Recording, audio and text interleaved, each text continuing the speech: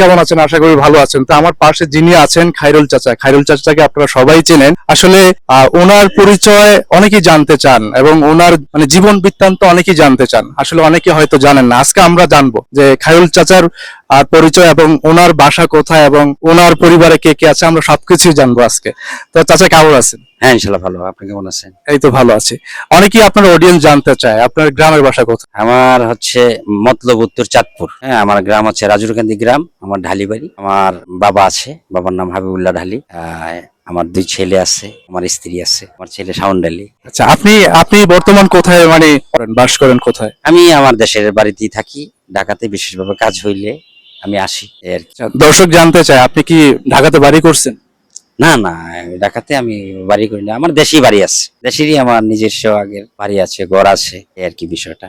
একটা ব্যাপার হচ্ছে যে ওই যে সোশ্যাল মিডিয়ার ভিতরে ভাইরাল হয়ে গেলে গিয়ে যে কেউ বাড়ি করে ফেলে, এটা হচ্ছে ভুল। এটা হচ্ছে তার ভাগ্যে লাকে ফেফার করতে হবে।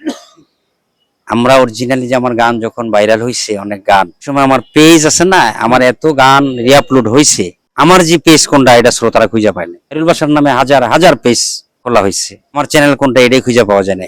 নিয়া উনি লাইসেন্স করে আমার চ্যানেলের ভিতরে স্ট্যাক মারছে, আমার গান চুরি করে নিয়ে আরেকজনের লাইসেন্স করে টাকা কামাই লাইছে। বুঝতে পারছি বিষয়টা। অলরেডি এগুলি এই প্ল্যাটফর্মটা যারা জানে না এই সোশ্যাল মিডিয়া বিষয়টা, এর ভিতরে বিশাল চোর আছে।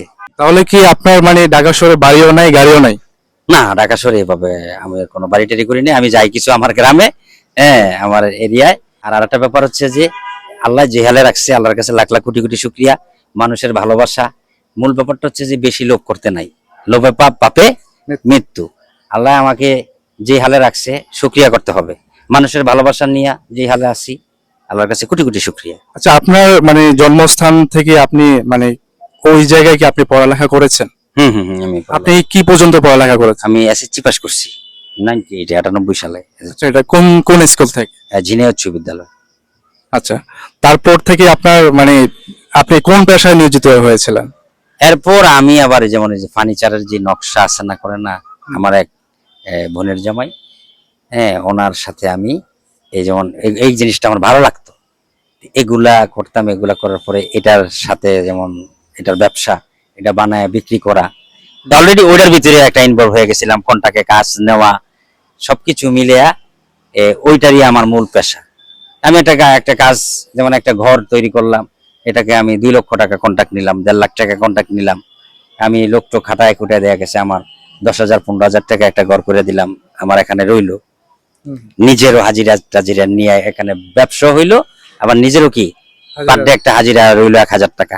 বুঝতে পারছি বিষয়টা? হ্যাঁ, এইভাবে কন্ট্রাক্ট। এবারে দেয়া গেছে যে বিভিন্ন ফার্নিচারের একটা কন্ট্রাক্ট, এখানে আমি 1 লাখ টাকার ফার্নিচার তৈরি করব, নিজে কাজ করলাম, নিজেরও একটা হাজিরা থাকলো। ওখান থেকে দেখা গেছে যে একটা বেনিফিট ব্যবসা রইলো, ওই সিস্টেমে কাজ করতাম আর কি। আচ্ছা, তো দর্শক খায়রুল চাচার কিন্তু আমরা জীবন বৃত্তান্ত জেনে গেলাম এবং আপনারা কিন্তু জেনে গেছেন। যারা খায়রুল কাকার বিষয় মানে জানতে চেয়েছেন, অবশ্যই আপনারা এই ভিডিওটা দেখবেন এবং শেয়ার করে দিবেন। তো দর্শক সবাই ভালো থাকবেন, সুস্থ থাকবেন, আল্লাহ হাফেজ।